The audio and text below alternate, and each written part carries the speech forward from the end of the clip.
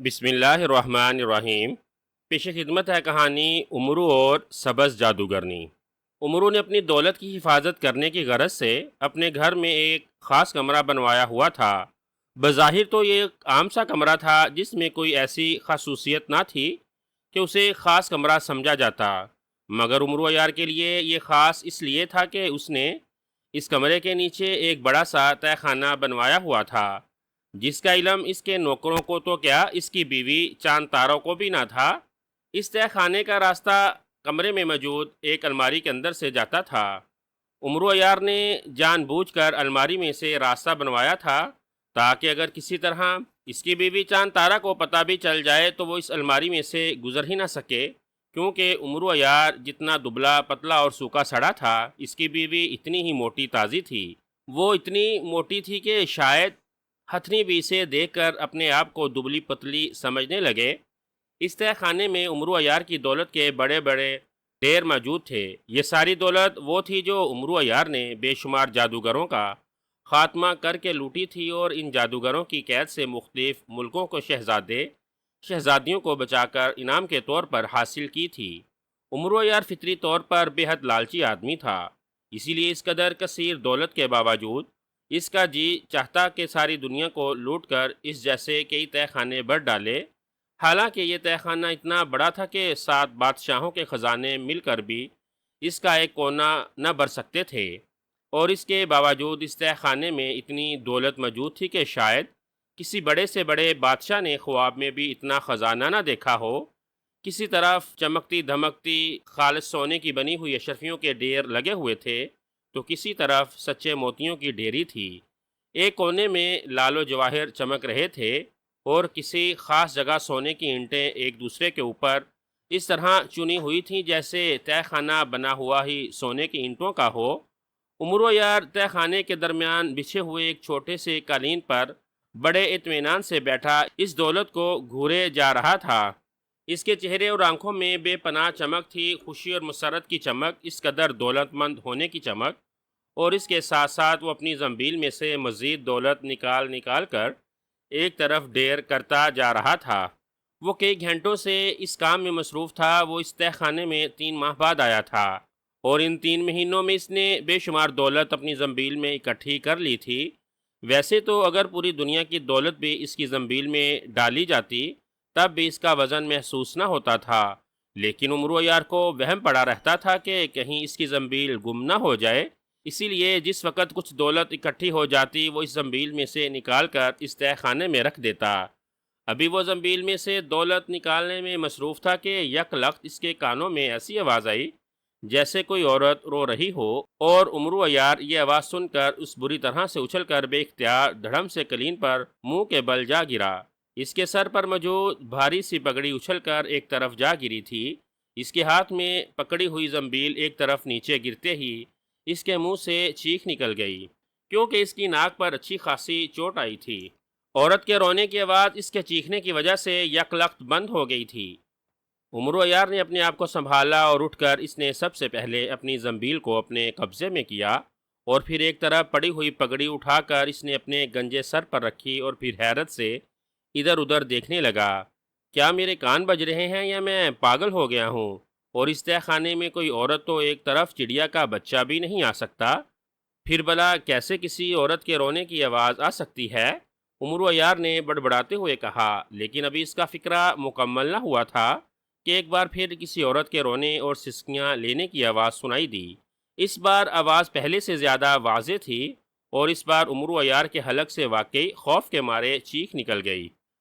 کون ہے یہاں کون ہے؟ اور جو کوئی بھی ہے یہاں آیا کیسے؟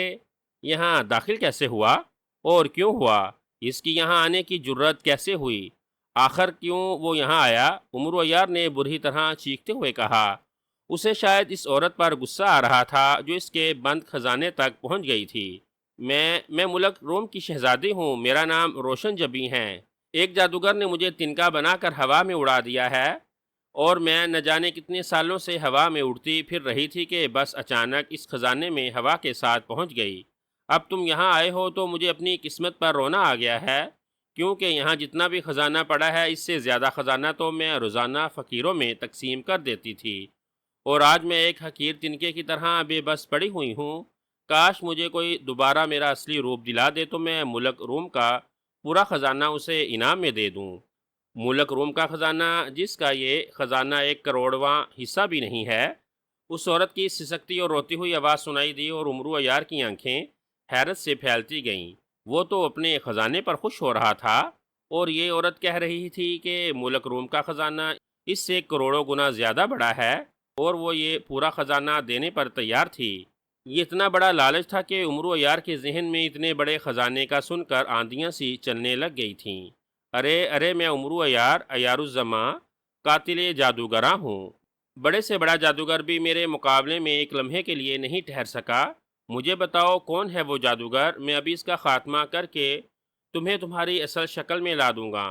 لیکن پہلے یہ بتاؤ کہ کیا واقعی تم سچ کہہ رہی ہو کہ ملک روم کا خزانہ اتنا بڑا ہے؟ عمرو عیار نے فوری ہی جواب دیتے ہوئے کہا، ہاں میں سچ کہہ رہی ہوں۔ کوئی تصور بھی نہیں کر سکتا کہ ملک روم کا خزانہ کتنا بڑا ہے۔ زمرد جواہر کے بڑے بڑے پہاڑ اس خزانے میں شامل ہیں، اور یہ سب خزانہ میرا ہے، لیکن میں ایک حقیر تنکے کی طرح بے بس پڑی ہوں۔ کاش مجھے کوئی جادوگر کی قید سے رہائی دلا دیتا۔ اس عورت کی آواز دوبارہ سنائی دی، تم کہاں موجود ہو؟ مجھے تو یہاں کوئی تنکا نظر نہیں آ رہا۔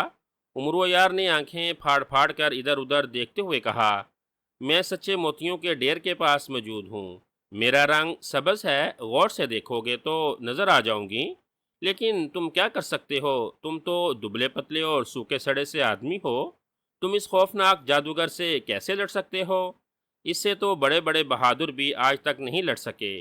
وہ بے حد طاقتور، ظالم اور خوفناک جادوگر ہے۔ اس کا نام زرناک جادوگر ہے۔ وہ جادوگروں کا بادشاہ ہے، وہ تمہیں ایک پھونک سے بھی اڑا دے گا۔ اس عورت نے کہا، تم عمرو عیار کو نہیں جانتی، اسی لیے ایسی باتیں کر رہی ہو۔ عمرو عیار تو جادوگروں کی موت ہے، یہ زرناک بھلا میرے سامنے کیا حیثیت رکھتا ہے؟ عمرو عیار نے اٹھ کر سچے موتیوں کے ڈھیر کی طرف بڑھتے ہوئے کہا، اور پھر وہ غور سے اس ڈھیر کے ساتھ زمین پر دیکھنے لگا، اور چند لمحوں بعد واقعی اسے ڈھیر کے ساتھ سبز رنگ کا ایک تنکا پڑا ہوا نظر آ گیا۔ اس نے اسے اٹھانے کے لیے جیسے ہی ہاتھ بڑھایا، ارے ارے، دھیان سے کہیں میری نازک سی ہڈیاں نہ توڑ ڈالنا، شہزادی روشن جبین نے چیختے ہوئے کہا، اور عمرو عیار نے ٹھٹک کر اپنا ہاتھ کھینچ لیا، لیکن پھر احتیاط سے اس نے دوبارہ ہاتھ بڑھا کر اس تنکے کو اٹھایا اور اسے غور سے دیکھنے لگا۔ یہ نلکی نما تنکا تھا اور اس کا رنگ گہرا سبز تھا۔ ارے کیا تم وہ عمرو عیار تو نہیں جو سردار امیر حمزہ کا درباری ہے؟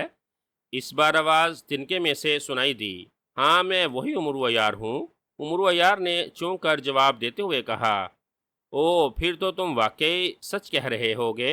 او پھر تو میری قسمت اچھی ہے۔ مجھے یہی بتایا گیا تھا کہ دنیا میں صرف ایک آدمی ہے جو زرناک جادوگر کا مقابلہ کر سکتا ہے، اور وہ ہے سردار امیر حمزہ کا درباری خواجہ عمرو عیار۔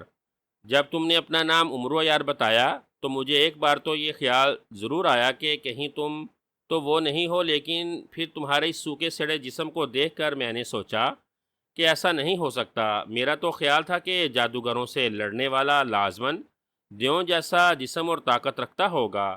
شہزادی روشن جبین نے کہا، میں عقل سے جادوگروں کو شکست دیتا ہوں شہزادی، اور یہ تمہاری خوش قسمتی ہے کہ تم میرے پاس پہنچ گئی ہو۔ لیکن میں کیسے یقین کر لوں کہ تمہارے پاس اتنا خزانہ موجود ہے؟ عمرو عیار نے کہا، اگر تمہیں یقین نہیں آ رہا تو تم سرخ پہاڑی پر چلو، وہاں بھی میں نے اپنا ایک چھوٹا سا محل بنوایا ہوا ہے۔ وہاں تمہارے اس چھوٹے سے خزانے سے 4 گنا بڑا خزانہ موجود ہے۔ یہ محل خالی پڑا ہوا ہے کیونکہ یہ محل میں نے اکیلے رہنے کے لیے بنوایا تھا۔ تم وہ سارا خزانہ لے لو تاکہ تمہیں یقین آ جائے۔ اس کے بعد تم زرناک جادوگر کا خاتمہ کرو۔ اگر تم نے اس کا خاتمہ کر دیا تو یقین رکھو ملک روم کا پورا خزانہ تمہارا ہوگا۔ شہزادی محجوبین کی آواز سنائی دی، اور عمرو عیار جادوگروں سے مقابلے سے پہلے ہی اتنا بڑا خزانہ ہاتھ آنے پر دل ہی دل میں بے حد خوش ہوا۔ اچھا کہاں ہے وہ سرخ پہاڑی جہاں خزانہ موجود ہے؟ عمرو عیار نے خوشی سے تقریباً ناچتے ہوئے کہا، سرخ پہاڑی سمندر کے اندر موجود ایک جزیرے پر ہے۔ تم ایسا کرو کہ کسی بحری جہاز پر سوار ہو کر مشرق کی طرف روانہ ہو جاؤ، تو تم 1 مہینے کے سفر کے بعد اس جزیرے تک پہنچ سکتے ہو، لیکن یہاں سے تو سمندر بھی 1 ہفتے کے سفر پر ہے۔ کاش میں ٹھیک ہوتی تو اپنی تیز رفتار بگی پر تمہیں لے جاتی، شہزادی روشن جبیں نے کہا۔ ارے تمہاری تیز رفتار بگی میری سنہری چپلوں کا کیا مقابلہ کر سکتی ہے؟ میں تمہیں اپنی زنبیل میں ڈال لیتا ہوں اور پھر چل پڑتا ہوں، پھر دیکھنا میں کتنی جلدی وہاں پہنچ جاتا ہوں۔ عمرو عیار نے کہا اور اس نے سبز تنکے کو اپنی زنبیل کے اندر ڈالا اور زنبیل اٹھا کر کاندھے سے لٹکا لی۔ اس کے بعد وہ تیزی سے خزانے والے تہہ خانے کے باہر کمرے میں آیا اور الماری لاک کر کے وہ کمرے سے باہر نکل آیا۔ اس نے کمرے کا دروازہ بند کر کے زنبیل میں سے وہ خاص تالا نکالا جو کسی اور سے نہ ٹوٹ سکتا تھا اور نہ کھل سکتا تھا۔ کمرے کو تالا لگا کر وہ اپنے رہنے والے کمرے میں آیا۔ یہاں آ کر اس نے لباس تبدیل کیا اور پھر مردانہ خانے سے باہر نکل کر ایک طرف جنگل کی طرف چل پڑا۔ تھوڑی دیر کے بعد جب وہ اکیلی جگہ پر پہنچ گیا تو اس نے زنبیل میں سے سنہری چپلیں نکال لیں اور انہیں پیروں میں پہن کر انہیں حکم دیا کہ وہ اسے اس جزیرے پر پہنچا دیں جس میں سرخ پہاڑی ہے۔ اس کے ساتھ ہی اس کا جسم فضا میں اچھلا اور پھر وہ کسی انتہائی تیز رفتار پرندے کی طرح اڑتا ہوا آگے بڑھنے لگا۔ اس کے اڑنے کی رفتار بہت تیز تھی، لیکن اس قدر تیز رفتاری سے اڑنے کے باوجود اس جزیرے تک پہنچنے میں کافی طویل وقت لگ گیا۔ جب سنہری چپلوں نے اسے اس جزیرے پر اتارا تو اس نے وہاں واقعی سرخ رنگ کی ایک اونچی پہاڑی دیکھی جس کے دامن میں سرخ رنگ کے بڑے بڑے پتھروں سے ایک شاندار محل بنا ہوا تھا۔ عمرو عیار سمجھ گیا کہ شہزادی روشن جبیں اسی محل کا ذکر کر رہی ہے، چنانچہ وہ اس محل میں داخل ہو گیا۔ محل واقعی بہت شاندار تھا، لیکن وہاں انسان موجود نہ تھا۔ وہ پورے محل میں گھومتا رہا تاکہ خزانہ تلاش کر سکے، لیکن جب سارا محل گھوم لینے کے باوجود اسے کہیں خزانہ نظر نہ آیا تو اس نے زنبیل کا منہ کھولا اور اونچی آواز میں کہا، شہزادی روشن جبیں یہ محل تو خالی پڑا ہوا ہے، یہاں تو کہیں خزانہ وغیرہ موجود نہیں ہے۔ عمرو عیار کے لہجے میں بلا کا غصہ بھی موجود تھا۔ تم جس جگہ کھڑے ہو اس سے شمال کی طرف چلو، ایک برآمدہ آئے گا۔ اس برآمدے کے آخر میں ایک محراب نما دروازہ ہوگا جس کا رنگ گہرا سیاہ ہے۔ تم اس دروازے کو کھول کر جب دوسری طرف جاؤ گے تو ایک بہت بڑا کمرہ آ جائے گا۔ اس کمرے میں خزانہ موجود ہے۔ زنبیل کے اندر سے شہزادی روشن جبیں کی آواز سنائی دی اور عمرو عیار سر ہلاتا ہوا اس سیاہ دروازے والے کمرے کی طرف چل پڑا۔ جلد ہی دروازہ پار کر کے وہ اس محرابی دروازے پر پہنچ گیا جس کا رنگ گہرا سیاہ تھا۔ اس نے دروازہ کھولا اور دوسری طرف موجود ایک بڑے کمرے میں پہنچ گیا، لیکن یہ بڑا کمرہ ابھی خالی پڑا ہوا تھا۔ اس کے اندر جاتے ہی وہ سیاہ دروازہ خود بخود بند ہو گیا۔ ابھی عمرو عیار ادھر ادھر دیکھتا ہوا آگے بڑھا ہی تھا کہ یک لخت کمرہ کسی خوفناک قہقہوں سے گونج اٹھا۔ عمرو عیار ٹھٹک کر رک گیا۔ ہا ہا ہا! آخرکار زرناک جادوگر کی بیٹی سبز جادوگرنی نے اپنی عقل مندی سے دنیا کے سب سے عیار کو بیوقوف بنا ہی دیا۔ ہا ہا ہا! ایک چیختی ہوئی آواز سنائی دی اور اسی لمحے عمرو عیار کے سامنے دیوار کے قریب ایک لمبا تڑنگا اور بدصورت شکل والا آدمی ظاہر ہوا جس نے سیاہ رنگ کا لمبا سا چوغا پہنا ہوا تھا اور اس کے چوغے پر سامنے کی طرف انسانی کھوپڑیوں والا ایک مخصوص نشان بھی تھا۔ اس کی شکل واقعی بے حد خوفناک تھی۔ باہر آ جاؤ زرناک جادوگر کی بیٹی سبز جادوگرنی، باہر آ جاؤ، اس بدصورت آدمی نے دونوں ہاتھ اوپر اٹھاتے ہوئے کہا، اور دوسرے ہی لمحے ایک عورت جس نے سبز رنگ کا لباس پہنا ہوا تھا زنبیل کے کھلے منہ میں سے نکلی اور تیزی سے عمرو عیار کی پشت پر مڑ کر اس نے دونوں ہاتھوں سے عمرو عیار کی پتلی سی گردن کو پکڑ کر دبانا شروع کر دیا۔ عورت کا وزن اتنا زیادہ تھا کہ عمرو عیار کو یوں محسوس ہوا جیسے اس کی پشت پر کسی نے پورا پہاڑ رکھ دیا ہو۔ اس نے جلدی سے اپنی گردن چھڑوانی چاہی، لیکن اس عورت کی گرفت اتنی سخت تھی کہ عمرو عیار کا سانس رکنے لگا، اور پھر چند لمحوں کے بعد اس کی آنکھوں کے سامنے اندھیرا چھا گیا اور وہ بے ہوش ہو کر نیچے گر گیا۔ اس کے جسم میں درد کی ایک تیز لہر دوڑی تو اس کی آنکھیں کھل گئیں۔ اس نے دیکھا کہ وہ اس کمرے کے ایک ستون کے ساتھ بندھا ہوا تھا۔ اس کی زنبیل بھی غائب تھی اور کمرے میں کوئی مرد یا عورت موجود نہ تھی۔ اوہ! دھوکہ ہوا، عمرو کے ساتھ دھوکہ! میں ان باپ بیٹی کو اس دھوکے کی عبرتناک سزا دوں گا۔ عمرو عیار نے ہوش میں آتے ہی بڑبڑاتے ہوئے کہا۔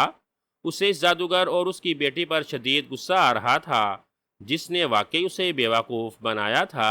لیکن وہ رسیوں سے بندھا بے بس کھڑا تھا۔ اسی لمحے اس کے سامنے وہ سیاہ دروازہ کھلا اور زرناک جادوگر کی بیٹی مسکراتی ہوئی اندر داخل ہوئی۔ اس کے پیچھے زرناک جادوگر اور اس کے پیچھے دو خوفناک جلاد اندر داخل ہوئے، جن کے ہاتھوں میں بڑی بڑی خوفناک تلواریں تھیں۔ ابا جان، اس سوکھے سڑے آدمی کے پاس بہت بڑا خزانہ ہے۔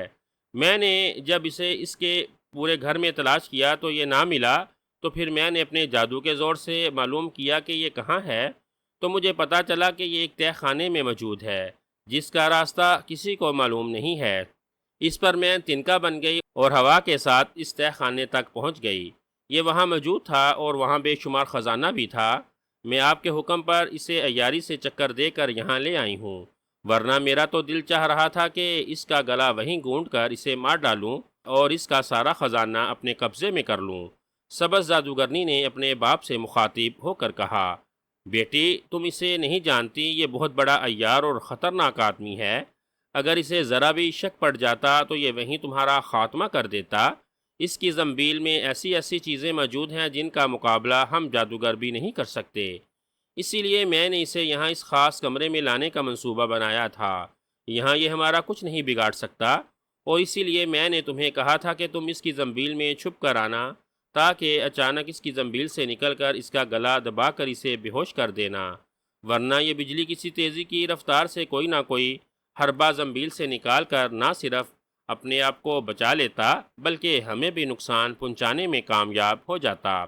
زرناک جادوگر نے کہا، اور عمرو عیار ان باپ بیٹی کی ساری سازش اچھی طرح سمجھ گیا۔ اسے واقعی لالچ دے کر احمق بنا دیا گیا تھا۔ اب کیا کرنا ہے؟ اسے قتل کرنا ہے یا پہلے اس کی دولت پر قبضہ کرنا ہے؟ زرناک جادوگر کی بیٹی نے کہا، اسے فوراً قتل ہو جانا چاہیے بیٹی۔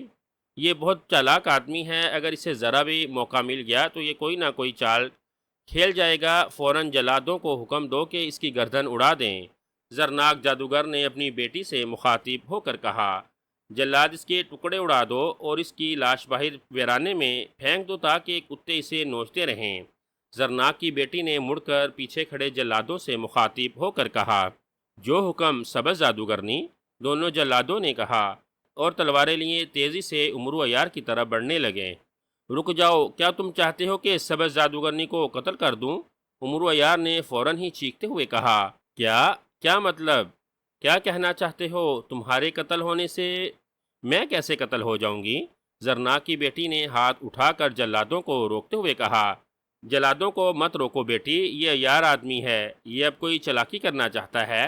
کاش میرا جادو زندہ ہوتا تو میں خود اس کی گردن اڑا دیتا، لیکن افسوس کہ میرا جادو مر گیا ہے۔ زرناک جادوگر نے کہا، اور عمرو عیار اس کی بات سن کر چونک پڑا۔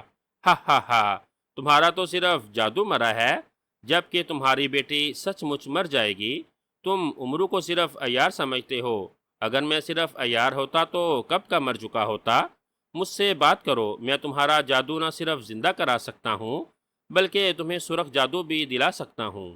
عمرو عیار نے فوراً ہی نئی چلاکی کھیلتے ہوئے کہا، کیا کہہ رہے ہو؟ سرخ جادو؟ اوہ، وہ ہمیں کیسے مل سکتا ہے؟ وہ تو صرف جادو دیوتا کے پاس ہوتا ہے۔ زرناک جادوگر بھی اس بار حیران ہو کر بولا، ہا ہا ہا، تمہیں معلوم نہیں کہ عمرو کی اصل حیثیت کیا ہے؟ مجھے وہ طریقہ آتا ہے جس کی وجہ سے جادو دیوتا خود بخود اپنا سرخ جادو دوسرے کو سونپنے پر تیار ہو جائے گا، اور مجھے تو تمہاری اس بیٹی سبز جادوگرنی پر رحم آ رہا ہے۔ اسے معلوم ہی نہیں کہ میری جان تو اس زنبیل کے اندر موجود ہے۔ جب تک اس زنبیل میں سے میری جان نکال کر اسے ختم نہیں کرو گے میں نہیں مر سکتا، اور اگر کوئی بھی میرے قتل کا ارادہ کرے بغیر میری جان کو زنبیل سے نکالنے کا حکم دے گا تو میں تو قتل نہ ہوں گا، البتہ وہ خود قتل ہو جائے گا۔ اسی لیے میں نے سبز جادوگرنی کو روکا، ورنہ ان جلادوں کی تلوار چلاتے ہی مجھے تو کچھ نہ ہونا تھا، البتہ خود مر جاتی۔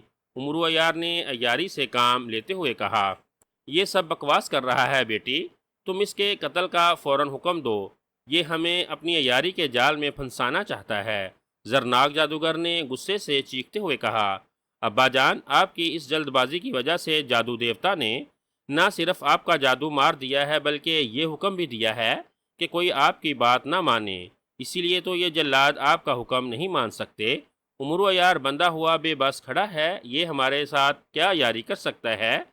لیکن پہلے مجھے تسلی تو کر لینے دیں۔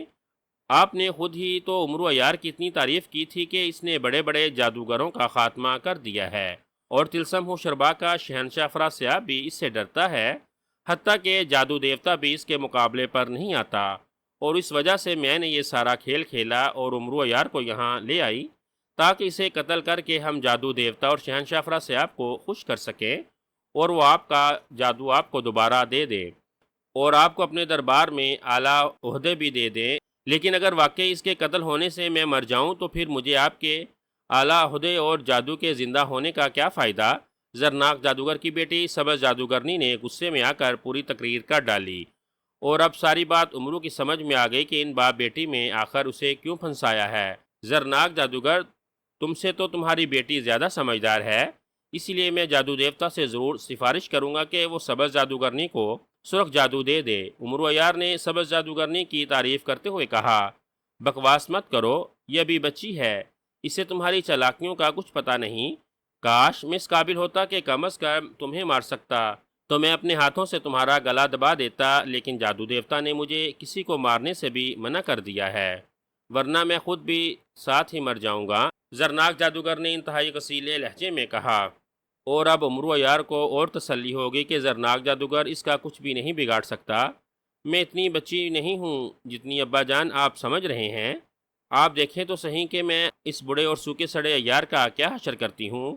عمرو فوراً بتاؤ کہ تمہاری جان کس چیز میں ہے، ورنہ میں خود اپنے ہاتھوں سے تمہاری گردن اڑا دوں گی۔ سبز جادوگرنی نے غصیلے لہجے میں کہا، میری جان ایک نیلے رنگ کی شیشی میں بند ہے اور یہ شیشی زنبیل میں موجود ہے۔ عمرو عیار نے اس طرح کے لہجے میں بات کی جیسے وہ سبز جادوگرنی کے غصے سے سہم گیا ہو۔ لیکن میں نے تو تمہارے اس تھیلے کی اچھی طرح تلاشی لی ہے، یہ تو خالی ہے۔ سبز جادوگرنی نے کہا، تم میرا ایک ہاتھ آزاد کر دو اور زنبیل کو میرے سامنے کر دو، میں نکال دیتا ہوں۔ عمرو عیار نے بڑے سادہ سے لہجے میں کہا، جلا دو، اس کا ایک ہاتھ آزاد کر دو مگر دوسرا ہاتھ بندھا رہے، اس کے ساتھ کھڑے ہو جاؤ، اگر یہ ذرا سی بھی کوئی غلط حرکت کرنے لگے تو میرا حکم ہے کہ فوراً اس کی گردن اڑا دینا۔ سبز جادوگرنی نے جلادوں سے کہا، اور جلاد سر ہلاتے ہوئے آگے بڑھے اور ایک نے اس کا دایاں ہاتھ کھول دیا، جبکہ بایاں ہاتھ ویسے ہی ستون سے بندھا رہنے دیا، اور پھر وہ تلوار لے کر اس طرح چوکنے کھڑے ہو گئے کہ واقعی اگر عمرو نے ذرا بھی حرکت کی تو وہ اس کی گردن تلوار سے اڑا دیں گے۔ سبز جادوگرنی نے ایک طرف رکھی ہوئی زنبیل اٹھائی اور اسے لا کر عمرو عیار کے سامنے رکھ دیا۔ عمرو عیار نے بڑے اطمینان سے اس کے اندر ہاتھ ڈالا اور واقعی ایک لمبی سی نیلے رنگ کی شیشی نکال کر سبز جادوگرنی کے ہاتھ میں دے دی۔ سبز جادوگرنی جلدی سے پیچھے ہٹ گئی اور اس نے زنبیل ایک طرف رکھی۔ ہا ہا ہا، تم بڑے عیار بنتے تھے، لیکن اکیلی میں نے تمہیں کتنی آسانی سے بے وقوف بنا دیا ہے۔ اب میں یہ شیشی کھول کر تمہاری جان کو ختم کروں گی۔ ہا ہا ہا، سبز جادوگرنی نے کہکا لگاتے ہوئے کہا، او میں تو سمجھا تھا کہ تم صرف شیشی کو دیکھنا چاہتی ہو۔ سنو، شیشی نہ کھولو، میری ساری دولت لے لو مگر شیشی نہ کھولنا۔ عمرو عیار نے انتہائی خوفزدہ لہجے میں کہا، اور اس بار زرناک جادوگر کے چہرے پر بھی مسرت کی لہر دوڑ گئی۔ واہ بیٹی واہ، تم تو عمرو سے بھی بڑی عیار ہو، فوراً یہ شیشی کھول کر اسے ختم کر دو۔ زرناک جادوگر نے کہا، میں اسے ضرور کھولوں گی، میرے پاس دولت کی کمی نہیں۔ اس کمرے کے نیچے تہ خانے میں اتنا خزانہ موجود ہے کہ عمرو کا سارا خزانہ مل کر بھی اس کا 10واں حصہ نہیں بنتا۔ میں تو اسے مار کر پوری دنیا میں مشہور ہونا چاہتی ہوں۔ سبز جادوگرنی نے مسکراتے ہوئے کہا، اور پھر ایک جھٹکے سے شیشی کا ڈھکن کھول دیا۔ ڈھکن کھلتے ہی شیشی میں سے نیلے رنگ کا دھواں سا نکلا، اور دوسرے لمحے سبز جادوگرنی، زرناک جادوگر اور دونوں جلاد چیختے ہوئے فرش پر گرے۔ وہ سب اپنی گردن کو اس طرح پکڑے ہوئے تھے جیسے ان کے گلے دبائے جا رہے ہوں اور ان کے سانس رک رہے ہوں۔ ہا ہا ہا، میرا نام عمرو ہے اور میں عیار الزماں ہوں، دیکھا میں نے کیسے عیاری سے تمہارا خاتمہ کر دیا۔ ہا ہا ہا، عمرو عیار نے کہکا لگاتے ہوئے کہا۔ وہ سب چند لمحے تڑپنے کے بعد بے ہوش ہو گئے۔ عمرو عیار نے چالاکی سے پہلے ہی اپنا ایک ہاتھ کھلوا لیا تھا، اسی لیے اس ہاتھ سے اس نے بڑی آسانی سے اپنے دوسرے ہاتھ پر بندھی ہوئی رسیاں کھول لی اور چند لمحوں میں رسیوں سے آزاد ہو گیا۔ آزاد ہوتے ہی اس نے سب سے پہلے اپنی زنبیل پر قبضہ کیا اور پھر اس میں سے خنجر سلیمانی نکال کر اس نے زرناک جادوگر کے سینے میں مار دیا، اور پھر اس کے جسم سے خنجر نکال کر اس خنجر سے ان جلادوں کو بھی ختم کر دیا، اور خنجر صاف کر کے واپس زنبیل میں ڈالا، اور فرش پر بے ہوش پڑی ہوئی سبز جادوگرنی کو گھسیٹ کر اس ستون کے پاس لے آیا، اور اسے اٹھا کر اسے بڑی مہارت سے اسے بے ہوشی کے عالم میں ہی رسیوں سے ستون میں جکڑ دیا۔ اس کے بعد اس نے زنبیل میں سے ایک اور شیشی نکالی، اور اس کا ڈھکن کھول کر اس نے سبز جادوگرنی کی ناک سے لگائی، اور سبز جادوگرنی کو ایک چھینک آئی اور وہ ہوش میں آ گئی۔ اوہ تم واقعی دنیا کے سب سے بڑے عیار ہو عمرو، کاش میں تمہاری عیاری میں نہ آتی۔ تم نے میرے باپ کو مار دیا، لیکن مجھے مت مارو، میں تمہیں سارا خزانہ دوں گی۔